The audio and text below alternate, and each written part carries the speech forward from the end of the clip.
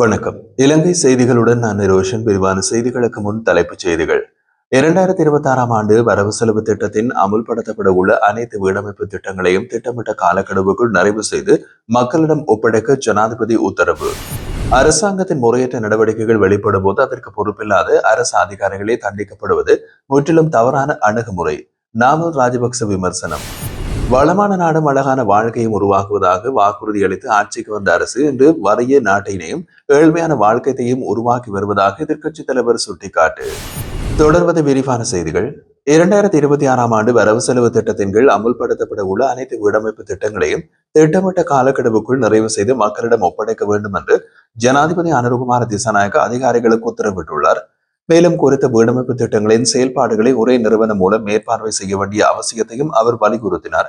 2026 வரவு செலவு திட்டத்தின் ஒதுக்கீட்டின் கீழ் முன்னெடுக்கப்பட உள்ள தமக்கென ஒரு இடம், அழகான வாழ்க்கை, தேசிய வீடமைப்பு திட்டம் உள்ளிட்ட ஏனைய வீடமைப்பு திட்டங்கள் மற்றும் தற்போதைய செயல்பாடுகள் தொடர்பான முன்னேற்ற நிலையை மீளாய்வு செய்வதற்காக தேசிய வீடமைப்பு அபிவிருத்தி அதிகார சபையோடு அதிகாரிகளுடன் வெள்ளிக்கிழமை ஜனாதிபதி அலுவலகத்தில் நடைபெற்ற கலந்துரையாடலின் போது இந்த விடயம் குறித்து குறிப்பிடப்பட்டுள்ளது. இந்த கலந்துரையாடலின் போது குறைந்த வருமானம் பெறும் குடும்பங்களுக்காக 10,200 மில்லியன் செலவிலே செயல்படுத்தப்பட உள்ள வீடமைப்பு திட்டம் மற்றும் யுத்தம் காரணமாக இடம்பெயர்ந்த மக்களுக்காக 5,000 மில்லியன் செலவில் முன்னெடுக்கப்பட உள்ள வீடமைப்பு திட்டங்களில் திட்டமிடல், செயலாக்கம் மற்றும் நிறைவு செய்ய உள்ள காலக்கெடுவில் தொடர்பாக ஜனாதிபதி கவனம் செலுத்தியிருந்தார். அதேபோல் தேசிய வீடமைப்பு அபிவிருத்தி அதிகார சபையின் கீழ் கடந்த ஆண்டுகளில் ஆரம்பிக்கப்பட்டு இன்னமும் நிறைவு பெறாத வீடமைப்பு திட்டங்களை விரைவாக முடிக்க வேண்டியதன் அவசியத்தையும் அவர் வலியுறுத்தியிருந்தார். 2,5 லட்சம் ரூபாய் தொடர்பான ஒரு விவகாரத்திற்காக 5 போலீஸ் குழுக்களை அமைத்து தேடுதல் நடவடிக்கைகளை மேற்கொள்ள வேண்டியது அவசியமில்லை. போலீஸை கண்டு தலைமறைவாகும் வழக்கம் எங்களிடமில்லை. அழைப்பு விடுத்தால் நாங்களே நேரடியாக வருவோம் என்று ஸ்ரீலங்கா பொதுச்சேர பெரமுனவின் தேசிய அமைப்பாளரும் நாடாளுமன்ற உறுப்பினருமான நாமல் ராஜபக்ச தெரிவித்துள்ளார். நிதி மோசடி குற்றச்சாட்டில் கைது செய்யப்பட்ட முன்னாள் அமைச்சர் ஜான்ஸ்டன் பெர்னாண்டோவின் மகன் தொடர்பான வழக்கில் காரணமாக வெள்ளிக்கிழமை வெலிசர நீதிமன்றத்தில் முன்னிலையாகிய பின்னர் ஊடகங்களுக்கு கருத்து தெரிவிக்கும் போது அவர் இவ்வாறு கூறியிருந்தார்.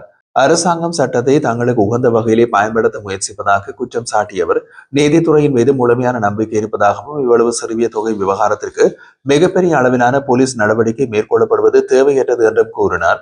மேலும் அழைப்பு விடுக்கப்பட்டால் சம்பந்தப்பட்டவர்கள் அனைவரும் ஆஜராக தயாராக உள்ளதாகவும் எப்போதும் போலீஸை கண்டு ஓடி ஒளிந்தவர்கள் அல்ல என்றும் தேவையெனில் நேரில் சென்று வாக்குமூலம் வழங்க தயார் என்றும் அவர் வலியுறுத்தினார்.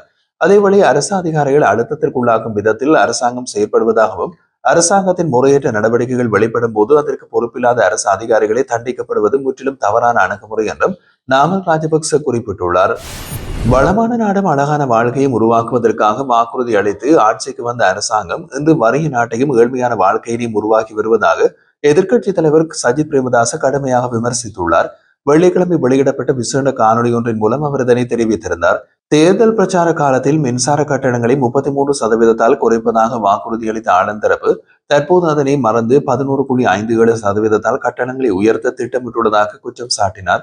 மின்சார கட்டணங்களை குறைப்பதாக அளித்த வாக்குறுதியின் அடிப்படையிலேயே மக்கள் இந்த அரசாங்கத்திற்கு ஆணை வழங்கினார்கள் என்றும் அந்த மக்களின் ஆணையினை இப்போது அரசாங்கம் வெளிப்படையாக காட்டிக் கொடுத்து வருவதாகவும் அவர் சுட்டிக்காட்டியுள்ளார்.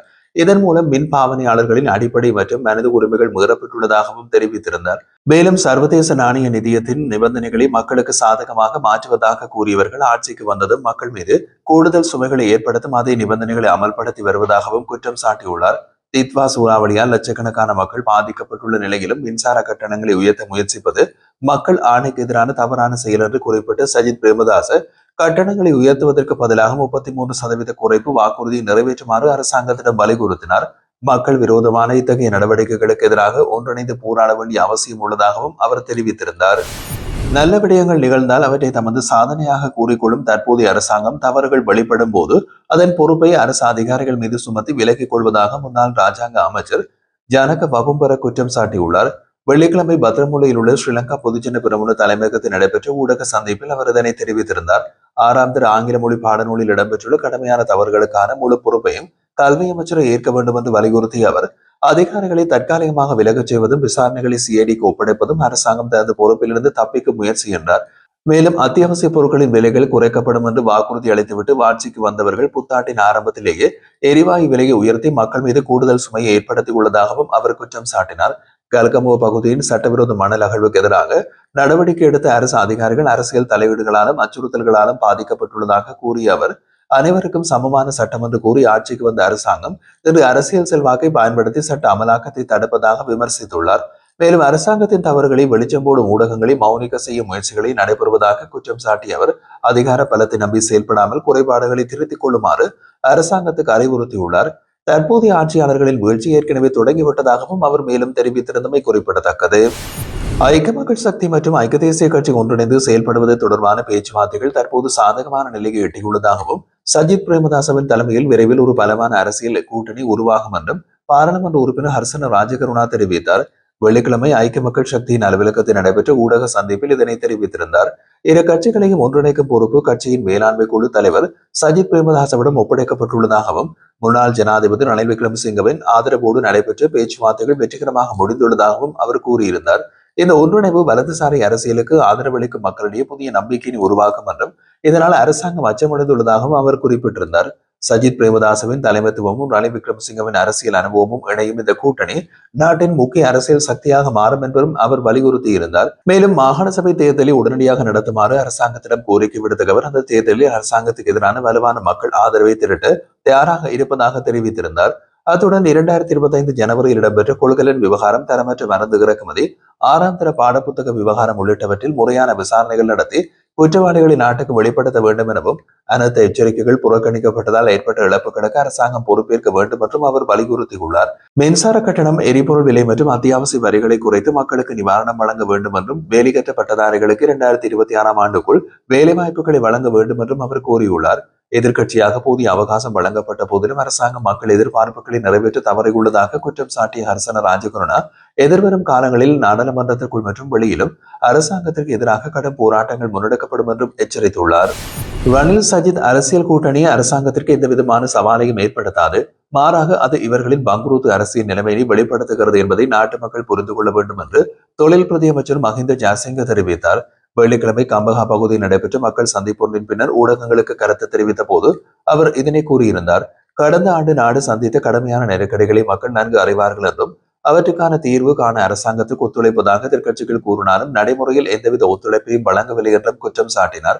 அரசாங்கத்தை மேலும் எவ்வாறு நெருக்கடிக்கு உள்ளாக்கலாம் என்பதை எதிர்க்கட்சிகளின் ஒரே நோக்கமாக இருப்பதாகவும் ஐக்கிய தேசிய கட்சி மற்றும் ஐக்கிய மக்கள் சக்தி மீண்டும் ஒன்றிணைய போவதாக கூறிக்கொண்டிருப்பதாகவும் அவர் தெரிவித்திருந்தார்.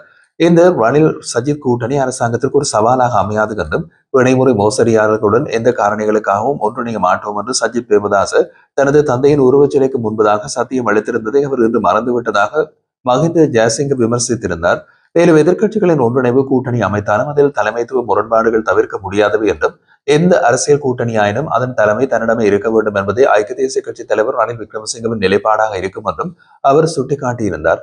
இதேவேளை அரசாங்கம் என்ற வகையிலே சிறந்த முறையில் செயல்பட்டு வருவதாகவும் மக்களுக்கு வழங்கிய வாக்குறுதிகளை நிறைவேற்றுவதில் உறுதியாக இருப்பதாகவும் அனர்த்தத்தால் ஏற்பட்ட நெருக்கடிகளிலிருந்து நாடு விரைவில் மீண்டு எழும் என்றும் அவர் நம்பிக்கை வெளியிட்டார்.